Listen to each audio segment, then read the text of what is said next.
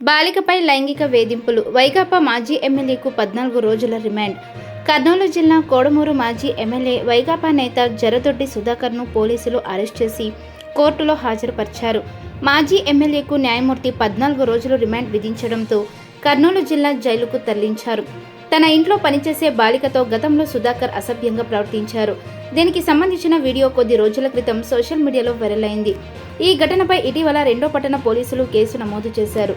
గురువారం ఉదయం కర్నూలులోని నివాసంలో ఉండగా పోలీసులు సుధాకర్ను అరెస్ట్ చేశారు. బాలికపై లైంగిక వేధింపులు. వైకాపా మాజీ ఎమ్మెల్యేకు 14 రోజుల రిమాండ్. కర్నూలు జిల్లా కోడమూరు మాజీ ఎమ్మెల్యే వైకాపా నేత జరదొడ్డి సుధాకర్ను పోలీసులు అరెస్ట్ చేసి కోర్టులో హాజరుపరిచారు.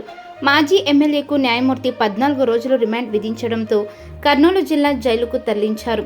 తన ఇంట్లో పనిచేసే బాలికతో గతంలో సుధాకర్ అసభ్యంగా ప్రవర్తించారు. దీనికి సంబంధించిన వీడియో కొద్ది రోజుల క్రితం సోషల్ మీడియాలో వైరల్ అయింది. ఈ ఘటనపై ఇటీవల 2వ పట్టణ పోలీసులు కేసు నమోదు చేశారు. గురువారం ఉదయం కర్నూలులోని నివాసంలో ఉండగా పోలీసులు సుధాకర్ను అరెస్ట్ చేశారు.